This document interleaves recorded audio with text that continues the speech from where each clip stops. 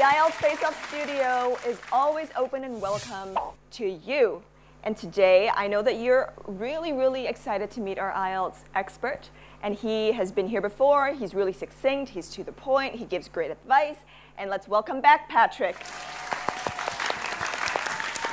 Hi, how are you? I'm good. How are you? Good to see you. Good to see you. Have a seat. Yes, thank you. All right, so, you know, you're back this time, and we're going to have a lot of discussions and conversation. But I think before we go into our discussion, I think it's time for a quiz. Let's do it. Let's ask our audience something. Let's do it. All right. So the question is, you should prepare to write an opinion essay for the academic writing part 2. What does the audience think? Hi, my name is Hà. I'm from Thăm University. And about the question, I think it's true because I heard that about part 2, you have 2 or 1 minute to answer that.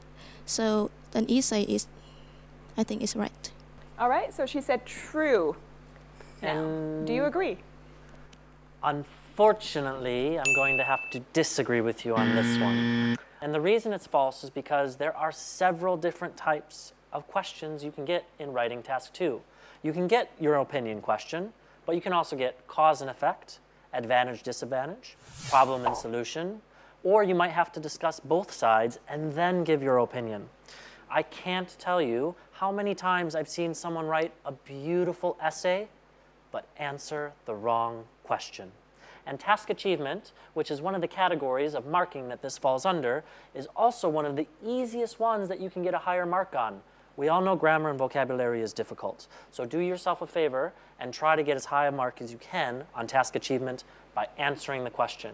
And my final point to this, it is know the test. Know what you're being marked on. Know the different types of questions. Well, I'm sure you have a lot more tips today for the writing task. So what other tips do you have to share? Well, for both writing task 1 and writing task 2, it's very important that you make a plan. Many students come in and they sit down in an environment where they are stressed and nervous about the time they have. They have 60 minutes to do 2 writing tasks. And so what do they do right away? They start writing. I advise my students in writing task 2 to spend at least 6 to 8 minutes making a plan of what you want to write about. If you do this, the writing will come much quicker. If you don't do this, you will end up writing your final sentence of the conclusion at the very last minute, leaving yourself no time to go back and review. I'd say that's one of my biggest tips for writing. Make sure you have a good plan and practice the planning process. And the next part of the plan is for people to ask you questions. Let's do it. So audience members, who has a question? Hello everybody, my name is An. I'm come from National Economic University. And I have a question to Patrick. Do you have any tip for pronunciation problems? Great question. I love this question. Yes, very nice. It actually reminds me of something that one of our cameramen was talking about. And he was telling me in his school, his teachers would teach him vegetable. Vegetable. Unfortunately, you do run into that a lot where you get the wrong pronunciation taught to you. And the problem with that is it's just like a habit. If you learn that for the first 5, 6 years of primary and secondary school, it's very hard to break that habit later on. However, we can fix it. When it comes to pronunciation, arguably one of the most difficult things in English, because it is so different from Vietnamese, right? It's completely opposite. Many students try to study small and specific pieces of pronunciation. So my advice when it comes to pronunciation, find 3 pieces or features of pronunciation you want to work on. For example, word stress, connecting our words together or linking, and weak sounds like the schwa. Find 5 or 6 simple, easy sentences and find those 3 pieces of pronunciation in each of those sentences. For example, let's say we have the sentence, "Read a book for me, Mommy." A simple, normal sentence. Not too long at all, right? Easy enough to say. Find where the words link. Read a book. Read a book, right? Find where there is sentence or word stress. Read, book, mommy. And find out where there's a schwa. Fur. for example.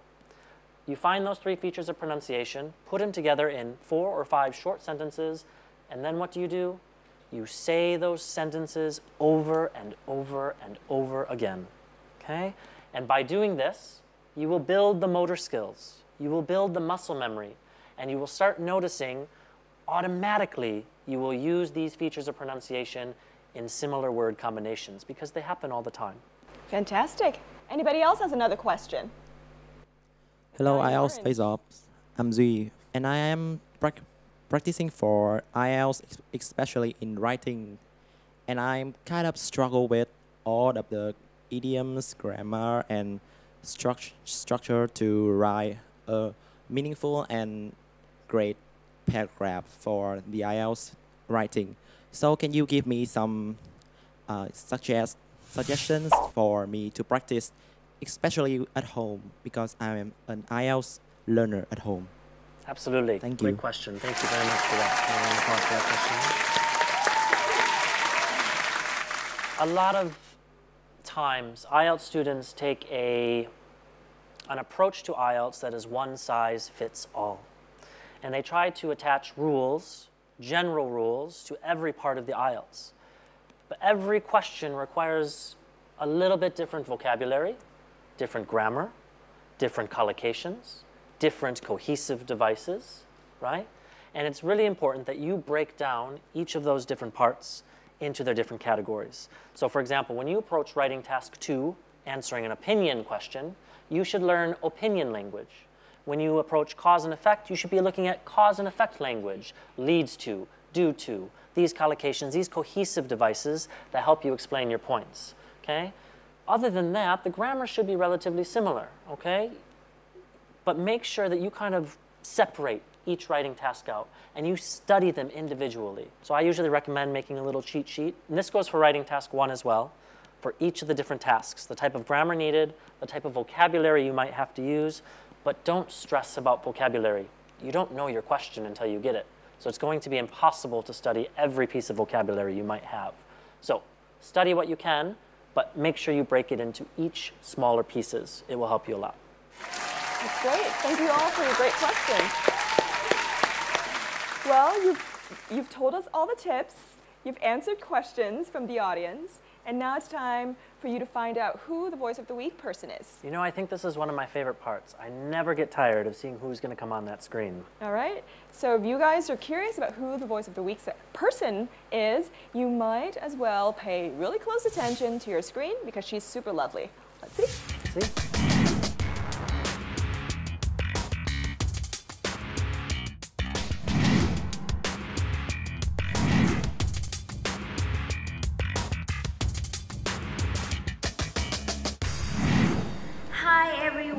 My name is Nguyễn Hà Trang. It's my honor to be here today and send you the warmest greeting. Let me introduce a little bit about myself. I'm 20 years old and I'm currently a junior at the University of Languages and International Studies. My major is English teacher education, which means that I will become an English teacher in the long run, hopefully. To be honest with you, when I was small, I didn't think of being an English instructor because little Hà Trang at that time believed that she could become a prominent pop singer who can make a killing by doing shows, by being featured in a lot of MVs and TV advertisements. But then as a turning point, when I entered grade 12, one of my best friends was about to take the IELTS test, and then she came and asked for my help, for my support, and then it came as a surprise to me that she passed the test with flying colors. She got 7.5, and I have to say that that was a great source of inspiration for me to pursue this career. Hope you guys enjoy my video and see ya! Bye bye! That's a lot of great energy from Trang, and I can't wait to see her in person. That'd be great. Let's get her out here, yeah? She's right there. I can see her from the corner of my eye. Trang, where are you? Come on out.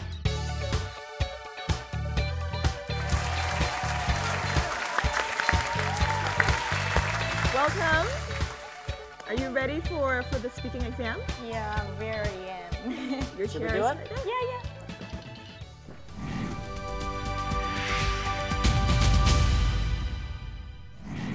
Well, welcome to the show. We're going to do a little bit of a speaking test today. Are you ready? Yeah, sure. Okay, let's do it. Now, in this first part, I'd like to ask you some questions about yourself. Did you enjoy your childhood? Oh, well, yeah, this is a very interesting question. I really do, because not only because I was able to make friends with a lot of wonderful boys and girls, but also that is the time that I have no worries or no fear about the future. I lived a carefree life. Thank you for that. Now I'm going to give you a topic, and I'd like you to speak about this topic for 1 to 2 minutes. Before you speak, you'll have 1 minute to think about what you're going to say. You can make some notes if you wish. Do you understand? Yeah, okay. Okay. Here is a piece of paper and a pencil for making notes. Yeah, thanks. And here is your topic. I'd like you to describe someone who is talkative.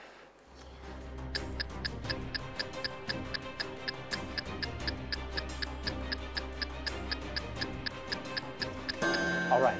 Now remember, you have 1 to 2 minutes for this, so don't worry if I stop you. I'll tell you when the time is up.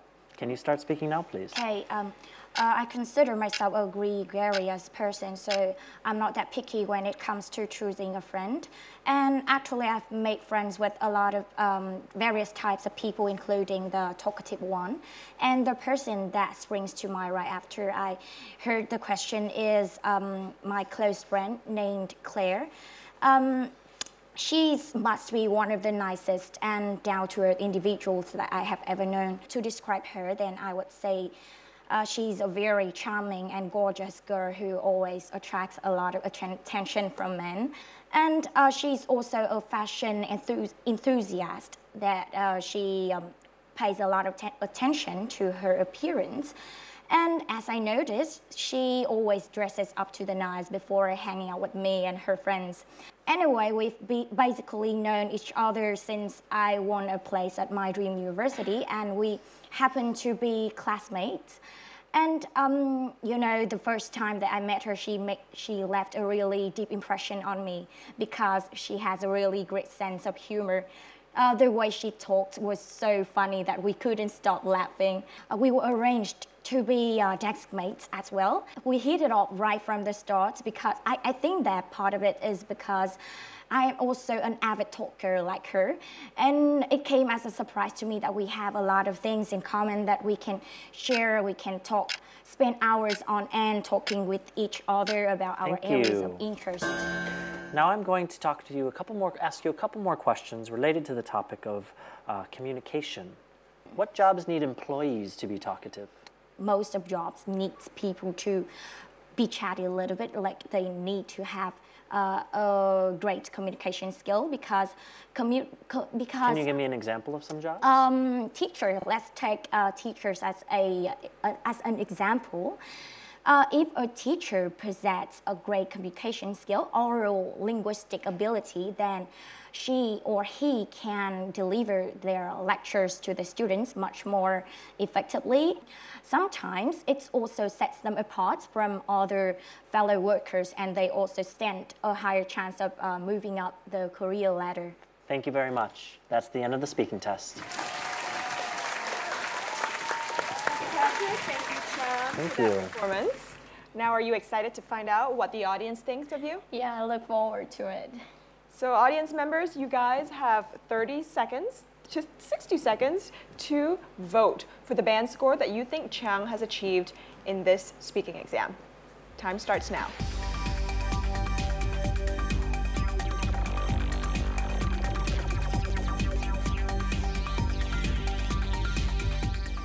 Everybody, the results are in. We have an interesting distribution. It's 23, 54, and 23. So 23% of the audience think that you are at a 6.5 to a 7.0 band. Yep, and then 54% of our audience think you are a 7.0 to a 7.5 band, and another 23% think you're above a 7.5 band. Do you agree with them? Maybe yes. Maybe yes. Well, good job, for putting yourself out there. And now I'm really excited to hear what Patrick has to say, our expert opinion. Good. First of all, very well done. Let's start with some of the really good things. Your pronunciation was really nice today. It's very difficult to come up here. There are a lot of difficult sounds in English, consonant clusters, final sounds, final S sounds. All of those things were really nice today, so well done on that. Also, in the first and the second part of the speaking test, your timings are really great. You had some really nice, concise and short answers for part 1, and in part 2, you were able to keep talking, which is what the examiner really wants to see. And what I really liked is she was able to kind of tell a story about her friend. There were a couple of things to work on, but don't worry. First thing we want to talk about maybe is a little bit of vocabulary. You kind of tried to push out some of those bigger academic words. And also you used a couple idioms that were maybe a little bit old-fashioned. For example, dressing to the nines might be something my grandpa would say, right? So just be careful when you try to use idioms. And then finally, be careful of making the simple mistakes of using the present when you're supposed to be using the past, especially in speaking task part 1. So for example, do versus did. Have versus had. However, overall, I think their marks were spot on. She did really well. I think she has nothing to worry about. Just work on a couple of those small things and you'll do excellently. Yeah, thank you You're welcome. Thank you, Patrick, and thank you again, Chang. Good job. So this is not the end for your IELTS practice speaking and voice of the week yet. We do have a gift for you today. Right. So Gifts are good? Where are you? I get to give it to her? This is Huiling and Patrick. Congratulations on your IELTS speaking tests. Very nicely done. Good job. And guys, you know, you've seen our voice of the week this week, but we still have a lot more content coming right up next. And we have places abroad where we're going to take you, and you've seen the UK, and now you're going to continue to see Australia. So let's take a look at the land of the kangaroos in the Study Australia 101.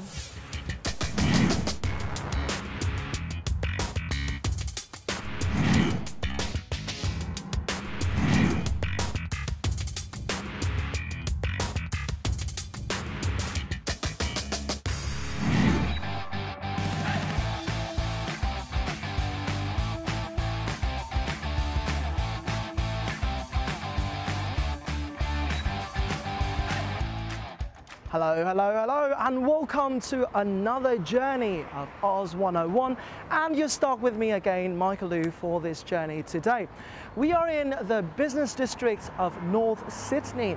Now here, what makes this place so special is that it is a perfect combination across between modernity and tradition, which is clearly reflected in the historic campus of ACU right around me. Now that you know that our topic is about the Australian Catholic University, why don't we take a peek at the campus?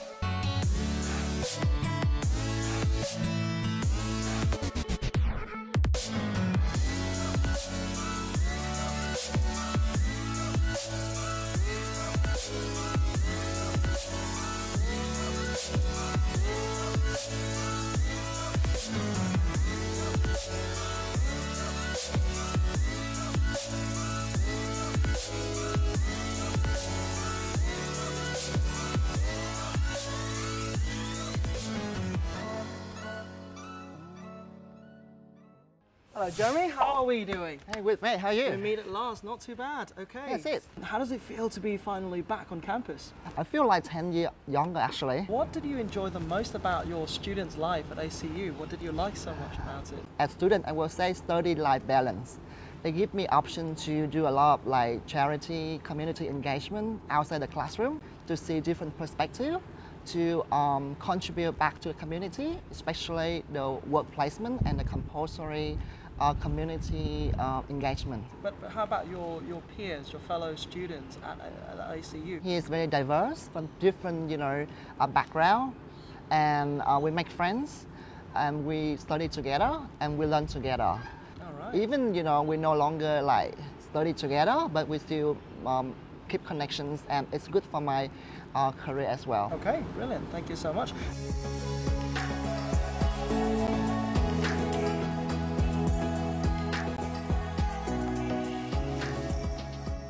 The teacher really inspires for me, and he teach me how to engage in communication with people. And the other side is study working with technology. They teach me not only the latest, but they teach me before to see how the technology changes every year.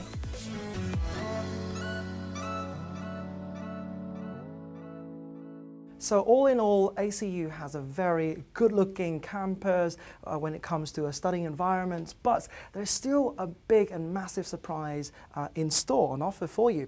Come along, as I'm ready to show it to you right now. Now, as you can see, a few seconds ago you thought you were at a university campus, but right now it feels like we are at a world-class hospital with hospital beds and world-class equipment and technology right here. And guess what? This is actually one of the strongest advantages of ACU. Now, the university has one of the biggest nursing and midwifery programs in Australia. Recognized as the largest provider of nurses in Australia, ACU understands that confidence is what makes a great nurse. I have a chance to practice before I go on placement because all the equipment, the best, we were taught by a professional nurse who have about more than 10 or 20 years experience doing nursing. So they share with us a lot of experience about how to be a nurse and what you need to do. So it kind of raised my confidence. Besides nursing, ACU also hosts many exciting health science courses, accredited by Australia's major industry bodies.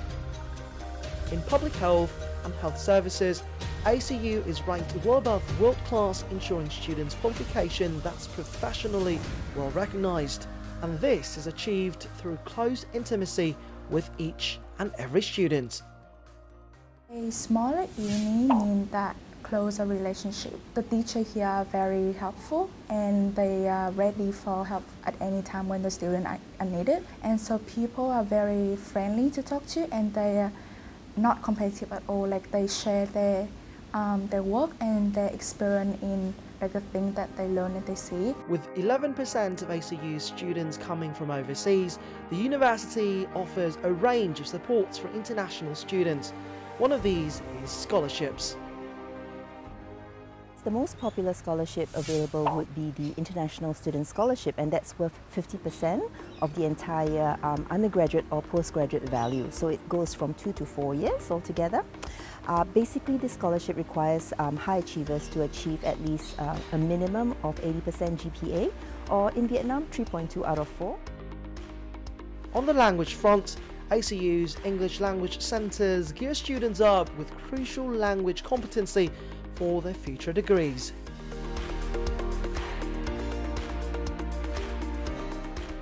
It prepared me with academic English skills, such as how to do referencing.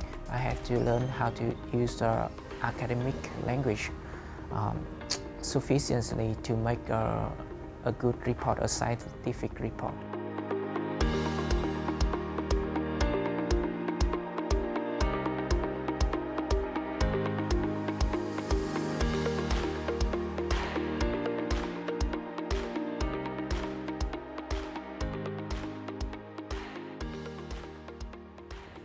How relaxed, with a fantastic view over there. This is just one of the balconies of ACU where the students here could get to unwind and relax after a hard day's study, as I am getting to do so after a hard day's shoot.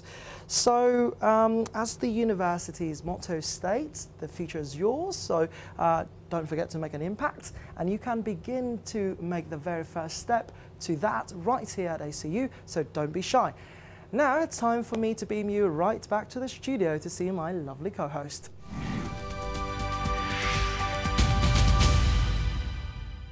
Throughout the 2 episodes this week, we've talked about, starting something new. We've also talked about overcoming obstacles. We've talked about starting up a company. We've talked about business. Are you guys the people that are interested in business? If you are you interested in investing? Are you interested in finance?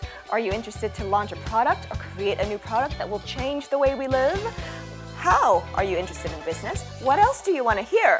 We'd love to hear from you so that we can help you better and we can be the show that you can tune into for whatever needs in your life. Until next time, I'd love to see you again and I'd love to see your comments. For now, ciao, ciao, ciao, ciao. See you next Wednesday.